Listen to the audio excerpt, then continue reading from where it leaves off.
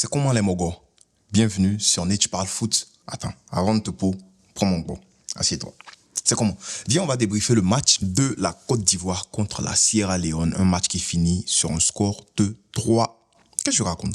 4-1. Et voilà, sentiment partagé, sentiment clivant, sentiment mitigé dans ce match-là. Parce que j'ai des tops, mais j'ai aussi quand même quelques flops dans ce match-là. Et Nicolas Pepe, on parle de son renouveau depuis que... Sur mon regard. Bref, avant de commencer, j'aimerais dire que je veux trouver un système pour faire des vidéos sur cette chaîne-là. Même si c'est pas un rapport forcément avec la Côte d'Ivoire. Parce que je pense que la plupart des gens qui suivent cette chaîne-là, ils sont là pour les débriefs par rapport à la Côte d'Ivoire. Dis-moi en commentaire, quel genre de vidéo tu aimerais voir? Pas des débriefs, parce que si tu veux voir les débriefs de match, c'est de l'autre côté Nietzsche catalan que je fais ça. Mais j'ai envie de faire des vidéos qui parlent de presque tout le monde, des vidéos analyses, des vidéos analyses de joueurs, des vidéos biographies. J'ai envie de sortir du lot, en fait. Même si je vais jouer au foot avec mes gars, j'ai envie de faire de vous montrer un peu comment le football au Canada, ça fonctionne. J'ai envie de faire un peu de tout sur cette chaîne-là. Dis-moi en commentaire, est-ce qu'il y a des choses que tu aimerais voir sur cette chaîne-là? Si ça me plaît, je pourrais incorporer ça dans mes idées, parce que cette chaîne-là, franchement, j'ai envie de vous donner une vidéo 2 semaines minimum. Voilà, 2 vidéos par mois, 2 belles vidéos par mois, en plus des débriefs de la CAN, de la Côte d'Ivoire, voilà, ou des analyses. Dis-moi en commentaire. Bref, j'espère que tu es bien posé. On en parle dans cette vidéo. Let's go. Alors, victoire de la Côte d'Ivoire 4-1 contre la Sierra Leone. La Côte d'Ivoire se classe actuellement en première position de sa poule, qui est la poule G, si je ne me trompe pas, poule de qualification pour la Coupe d'Afrique des Nations. La Côte d'Ivoire a 9 points, la Zambie qui a 4 points, Tchad 2 points et la Sierra Leone qui a failli nous accrocher à 1 point. Je pense qu'il nous faut une victoire, la prochaine victoire, le prochain match si on le gagne, si on fait 2-2, normalement dans cette trêve internationale, la Côte d'Ivoire se qualifie pour la Coupe d'Afrique des Nations. Donc pour ceux qui n'avaient pas compris, il y a des gens sur Twitter qui pensaient qu'après ce match on était qualifié, mais non, il nous faut encore une victoire si je ne me trompe pas. Alors parlons maintenant du match et du 11 que nous a proposé Emers Faye. Là, mon manqué est gâté. Déjà, on parle de la défense centrale, Emmanuel Agbadou et Van Dika, ça ne surprend personne qu'ils soient reconduits. On en avait parlé il y a deux jours de cela dans la vidéo d'avant-match. Et bon, j'ai oublié de le dire, Yaya Fofana qui est un gardien de but qui n'a pas pu avoir son clean sheet aujourd'hui, sa copie blanche, sa copie conforme. Wilfried Singo à droite et Christopher Péry à gauche. Un milieu composé de Seri, Kessié et Seko Fofana. Et en attaque, on avait Nicolas Pepe, Jean-Philippe Crasso, voilà, qui est dans la continuité de ce qu'il propose depuis un certain moment. Et puis Evan Guessant. Les gens disent, faut pas, on va dire Evan Nguessan. Mais on est désolé, mais il y a 2 N à son nom. Donc Evan Nguessan. Donc si tu t'appelles Nguessan, que tu es fâché, parce que ton gars, il pond de la merde, ça, c'est pas notre faute. Allez lui dire d'enlever un N là-bas. Bref, de l'autre côté, 5-4-1 classique. Et j'aimerais dire que cette équipe-là a commencé en première mi-temps en s'asseyant devant la défense et ne proposant rien. Après le 1-0, le but de Nicolas Pepe, j'ai l'impression qu'à partir de la 15e minute, bon, on marque un but très tôt et c'est très propre. Franchement, je suis content de voir ça. Chapeau à Nicolas Pepe. On avait déjà parlé de ça, Nicolas Pepe qui renaît de ses cendres. Nicolas Pepe qui, dans la continuité de ce qu'il propose dans la Liga à Villarreal, ben il vient et puis il nous fait une masterclass aujourd'hui. Il se bat, même physiquement, tu as l'impression qu'il y a un renouveau. Mais Nicolas Pepe, donne-nous un peu ton secret. On va partir donner ça aux gars comme Ferran Torres, du côté du Barça. Ils ont besoin de ton secret. Il faut nous dire, pardon. Si tu connais le secret de Nicolas Pepe, faut mettre ça en commentaire parce que moi, je ne sais pas.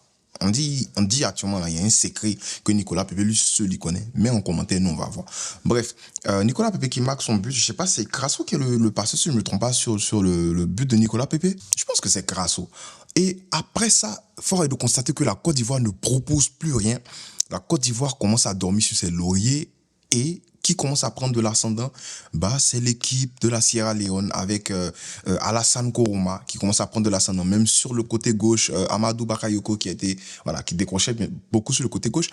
Mais il commence à prendre de l'ascendant, il commence à poser le pied sur le ballon. On commence à avoir une équipe qui propose du football. Parce que comme je l'ai dit, rappelez-vous, je l'ai dit, en première mi-temps, avant qu'on marque, cette équipe-là, même pas avant qu'on marque, les 15 premières minutes, cette équipe-là défendait.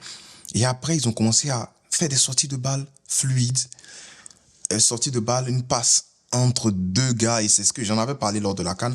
Je déteste ça. Une passe au milieu comme ça, qui va passer entre Seko Fofana et Franck Kessie, franchement, ça peut me casser les yeux. J'aime pas ça. J'aime pas voir mon milieu se faire étriper par une passe laser. Je déteste ça. Mais j'ai envie de dire que dans l'animation, ça ressemblait à un 4-2-3-1. Je voyais plutôt Kessié et puis Seri s'asseoir devant la défense. Et puis Seko Fofana, Nicolas Pepe et Guessant un peu devant. Et puis Crasso en tête. Dans l'animation, c'est ce que je voyais la plupart du temps. Mais sur papier, c'était comme un 4-3-3. C'était un 4-3-3 qui était désigné. Alors, j'aimerais déjà parler de la façon dont la Côte d'Ivoire lève le pied sur le ballon après le 1-0. Je ne veux pas dire que c'est ne manquer de respect à l'adversaire. Franchement, j'aimerais ne pas dire ça. Mais je pense que c'est une hypothèse qu'on peut soulever à 40%. C'est une hypothèse qu'on peut souligner à 40%. Parce que j'ai l'impression que la Côte d'Ivoire n'a pas respecté l'adversaire.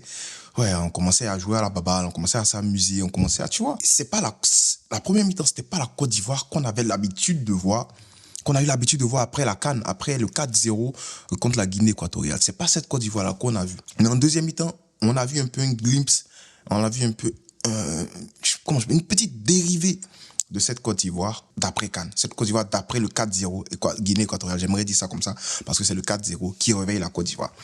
Donc, de ce fait, la Sierra Leone commence à prendre l'ascendant, la Sierra Leone commence à proposer du football et on parle du but qui est un but sensationnel, franchement, le but de la Sierra Leone. Ça commence sur le côté droit avec Christopher Péry qui est un peu attentiste sur le but, mais pour moi, l'erreur vient plus du côté gauche parce que Evan Dika lui-même, il se fait avoir facilement par un contrôle, je sais pas quoi là. Un contrôle se fait avoir. Et puis, bah, l'attaquant qui va venir, comment je peux dire ça, il va venir se mettre entre Ndika et le ballon, du coup, mettre Ndika hors jeu. Une fois que tu te mets, quand je dis hors jeu, c'est pas la règle de hors jeu que vous connaissez, mais une fois que tu passes le défenseur, que tu te mets devant lui, c'est fini, il peut rien faire parce qu'il te touche, c'est carton rouge ou jaune. Jaune orangé même. Donc, il passe devant Ndika et puis le centre, moi, je m'attendais à un centre, parce que j'ai vu Agbadou venir fermer. Je m'attendais à ce que Agbadou coupe le ballon, mais un centre en retrait, pas possible. Donc, je me demande alors où était le 6, où était le milieu. Parce que les défenseurs centraux, les défenseurs se sont fait avoir par la passe, mais ils étaient au moins devant le gardien. C'est-à-dire, ça veut dire qu'il y a quelqu'un qui ne faisait pas son travail, c'était le 6. Donc, je tire là sur qui? Sur Jean-Michel Seri. Je tire aussi sur le box-to-box qui était Franck Kessie. Parce que normalement, cette passe ne doit pas atteindre l'adversaire. Si les défenseurs centraux ont marqué l'attaquant, du coup, il y a un gars qui est libre, il quitte au fond là-bas, il vient marquer quand même. Ça veut dire qu'il y a quelqu'un qui n'a pas fait son travail dans la surface de réparation. Et pour moi, c'est Jean-Michel Seri. Donc, vous avez compris qu'on est passé sur... On a souligné un peu l'erreur de tout le monde. Voilà, sur le côté, et on a terminé avec Jean-Michel Seri. Mais après ça, moi, je savais que la Côte d'Ivoire allait gagner ce match. C'est pas qu'on est trop fort et tout, mais c'est que je connais les éléphants. Les éléphants, hein, surtout devant le public à San Pedro, devant notre public, les éléphants, ils ont quelque chose. Ils se sont réveillés. Alors, ils se sont réveillés et bon, avant de partir parler du réveil des éléphants, j'aimerais quand même parler des ratés de Evan Guessant. Voilà, on va prendre le temps parce que ça fait partie de la première mi-temps. Ça fait partie des tournants de la première mi-temps. Evan Guessant, pour moi, il fait un match nullissime et c'est un peu ce qu'il fait depuis un certain moment. C'est un peu ce qu'il fait depuis un certain moment parce qu'il a appelé, à chaque fois, il a appelé contre le Tchad, ben, c'était pareil. Contre la Zambie, si je ne me trompe pas, c'était pareil. Il propose pas grand-chose, mais à Nice, il propose du foot. Donc, alors, je ne sais pas si Emers Faye, il a un petit penchant pour les Niçois. Ou bien, c'est la connexion niçoise, je ne sais pas, le canal niçois qui, je ne sais pas, mais Emers Faye, tu dois franchement arrêter de nous enquiquiner, arrêter de nous forcer Evan Guessant. Parce que moi, je pense que ça, c'est mon ras-le-bol. Allez regarder les débuts, je n'avais pas parlé de lui, mais il est arrivé en sélection, j'ai vu un mec un peu plus physique qui allait proposer quelque chose. Je me suis dit que la présence d'Evan Guessant dans ce match-là, ben, c'était pour jouer dans un 4-4-2, avec un Evan Guessant qui va venir jouer en soutien. Qui va venir jouer en soutien derrière notre attaquant, qui va venir graviter autour de notre attaquant comme un électron libre, pardon. Mais ce qu'on a vu là, non, Momogo, il jouait lié, il ne proposait rien. Ça faisait que Jallo, le latéral droit, il était libre. Et je vous dis que cette équipe joue avec 5 défenseurs. Donc, si tu as le latéral qui est libre, ça veut dire qu'il va monter, ils vont rester à 4 derrière. Donc, tu as l'impression que Evan Guessant, il leur donnait un joueur de plus, en fait. Pourtant, il fallait qu'il le mange. Regardez sur l'autre côté, à cause de Nicolas Pepe, le gars pouvait rien faire. Le gars, il était désonné, il était désemparé. Mais, j'ai pas kiffé, en fait, la présence de Evan Guessant et j'ai pas trouvé pertinent dans ce match-là. Hormis ses ratés. Après, tu vas me dire, les ratés, ça arrive. Mais j'ai envie de te dire que à partir d'aujourd'hui, il faut arrêter de prendre ceux qui marquent les tapines pour des nullards. Parce que vous avez vu le gros tapine que le gars, il a raté. Le ballon, il n'y avait personne. Moi, mais pas là, il a déjà raté ça une fois ici, hein, quand on joue au ballon au quartier. Mais quand même, moi, je ne suis pas professionnel. Toi, tu es professionnel, ce genre d'occasion-là, tu dois les mettre au fond. On ne veut pas des joueurs qui vont venir avoir 10 000 occasions, les rater, puis marquer un but. On veut des joueurs qui vont avoir une occasion et les mettre au fond. On veut des gars qui vont finir les ballons. Parce qu'un match de CAN contre l'Algérie, contre le Maroc, contre le Sénégal, tu rates ce genre de truc-là, bah derrière, ça paye. Après ce genre de raté, tu as eu l'égalisation. Et après ça, normalement, mentalement, toi-même, tu es à terre, ton équipe est découragée, tes supporters sont débat, toi-même, tu es débat. Pour moi, Evan Guessant, il ne faut plus lui donner la titularisation. Je n'ai pas dit de le chasser de l'équipe, mais ne lui donnons plus la titularisation. J'ai vu son match contre le Paris Saint-Germain, mais frérot, il est très pertinent en 9 et en 9 et demi. En ailier, je ne veux pas. Si on veut jouer en 4-2-3-1 avec un 10 derrière, ou bien un joueur qui gravite autour de notre attaquant, alors il n'y a pas de problème. Si tu veux le fixer en 9 là-bas, il n'y a pas de problème. Pour jouer en pivot, pour jouer comment je peux dire, en soutien. Voilà, non, en appui, pardon, parce qu'il est devant, pour jouer en appui, pour débourser les ballons, comme là, je sais pas, comme, comment je peux dire, comme un Sébastien Haller ou quelque chose comme ça, il n'y a pas de problème. Mais en ailier, s'il te plaît, Faye, ne nous oblige pas à faire ça. Faut pas nous obliger, ne nous force pas ton gars là. Non. Alors, je pense que ça fonctionne pas dans cette position-là. Donc, c'est ce que je voulais dire par rapport à Evan Guessant. Après ça, j'ai vu, il a essayé de se rattraper. Je l'ai vu en train de faire un slalom tout seul pour aller essayer de finir une occasion, mais il n'a pas fait.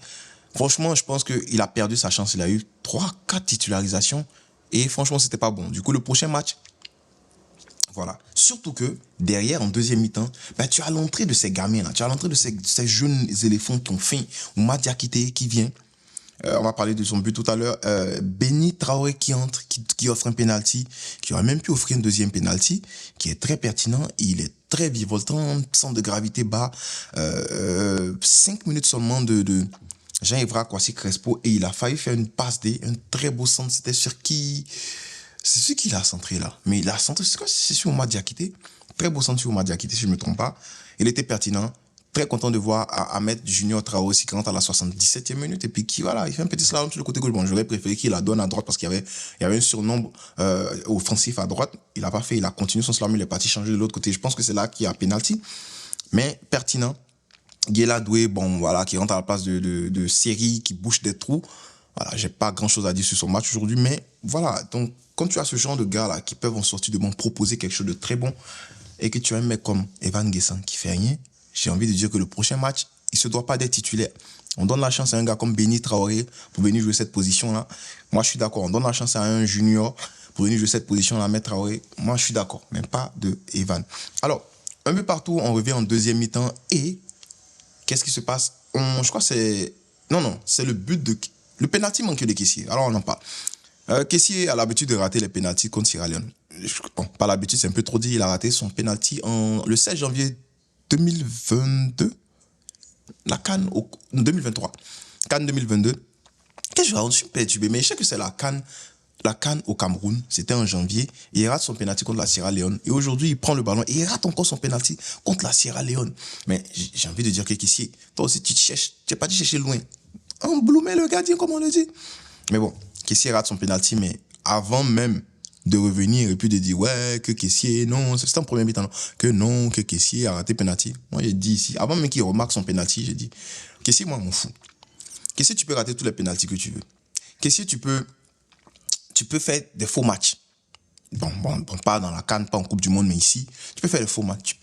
Kessié, il n'y a même pas parlé. On va même pas parler. Parce qu'aujourd'hui, Kessié, il a l'immunité, en fait. Et il a gagné ça, il a gagné le respect des Ivoiriens lors de cette CAN où il a été vilipendé. On a crié sur lui. Moi, il était au stade, il a crié sur lui. On a crié sur Kessié. Il s'est réveillé. Il a fait une très bonne deuxième partie de CAN. Il nous offre la CAN. Depuis ses pénaltys, son pénalty contre le Sénégal et tout. Kessié, moi, il est venu parler sur Kessié. Rate tout ce que tu veux, Vipé. Rate tout, mais à la CAN, en tout cas, réveille-toi. Mais franchement, Kessié, moi, voilà, le président, rien à dire. Il a raté son pénalty, il dit, oh, on va gagner. En tout cas, c'était quelqu'un d'autre qui allait parler. Mais Kessié, voilà, Kessié, Voilà quoi.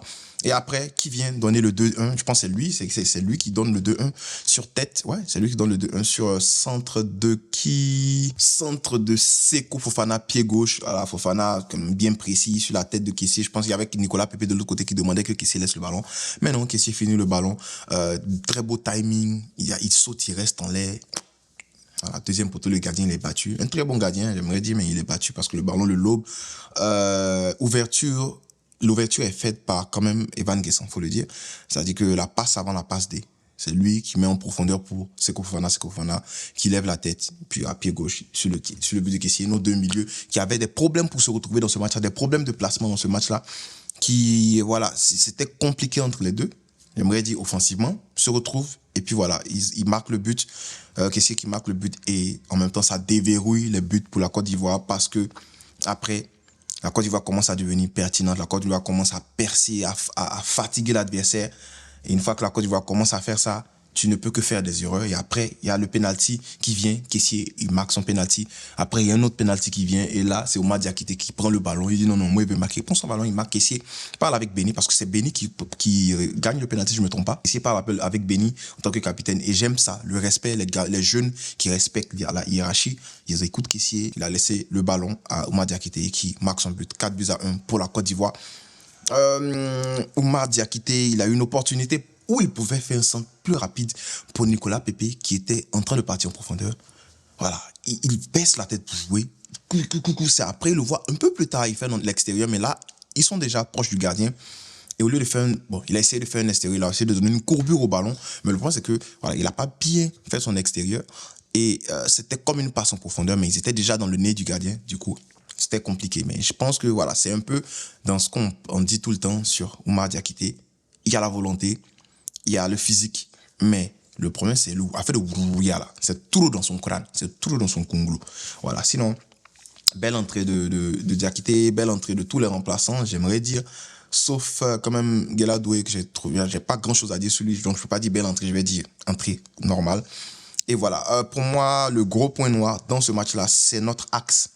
Notre axe, j'aimerais dire Agbadou, Ndika et Xeri, parce que sur le but qu'on prend, ce sont les trois en fait. C'est pas qu'ils ont fait un mauvais match, mais c'est le point noir du match. C'est-à-dire que si tu dois classer tout le monde, c'est eux qui seront derrière. Mais ils n'ont pas fait un mauvais match en tant que tel. Je l'ai trouvé solide, Agbadou, quand même, qui se fait avoir, il se fait crocheter d'une manière là-bas, il glisse, et ça, tu peux donner pénalty. J'aimerais dire que moi, j'étais à arbitre, j'aurais donné pénalty, il y avait, voilà, parce qu'il tombe en tombant, il se met dans la course du joueur, et voilà, il fait pas exprès, mais le joueur trébuche sur lui, donc il est un obstacle. Voilà, donc c'est facilement pénalty. Un peu comme si vous vous rappelez le pénalty non sifflé entre Mali et Côte d'Ivoire quand, comment il s'appelle là, quand Wilfried Bony fait une virgule dans Boda des défenseurs maliens. En tombant, bon, je pense que lui il fait un peu exprès, mais il tacle de la tête Bony. Ben, c'est la même chose qui se passe ici. En tombant, il fait tomber un joueur. Normalement, il y a pénalty. Mais bon, l'arbitre a pas fait pénalty, il n'y a pas de VAR aussi, fait qu'on peut rien dire là-dessus. Donc voilà, je pense que j'ai un peu tout dit, je sais pas, j'ai dû oublier des choses, je veux pas que le début soit trop long, je crois qu'il sera quand même long. Dis-moi en commentaire ce que tu as pensé, c'est qui ton top de ce match, c'est qui ta flop dans ce match-là. Et voilà, je serais très content de lire ton commentaire et bien sûr d'y répondre. On le fait pour l'amour du football. Vive les éléphants.